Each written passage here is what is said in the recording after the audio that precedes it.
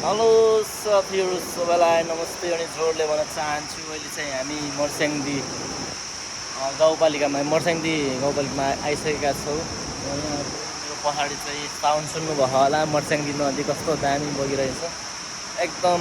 अहिले चाहिँ माथि ड्यामको चाहिँ एकदम खोलाको बहाव एकदम बढिरहेको छ होइन। र यहाँबाट चाहिँ हिमाल पनि देखिन्छ, त्यो म देखाउन गइरहेको छु साथीहरूलाई। यस्तो दामी देखेको होइन।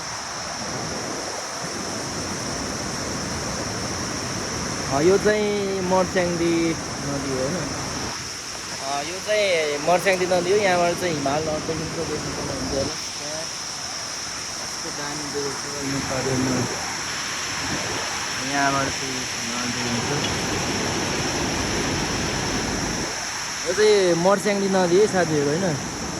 हामी चाहिँ नास्ता खान आउँदैछौँ हामी यो ठाउँमा।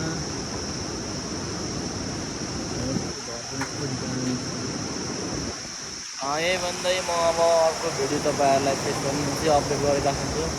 मलाई टिकटकमा फलो गर्नु होला, लाइक गर्नु होला, सेयर गर्नु होला।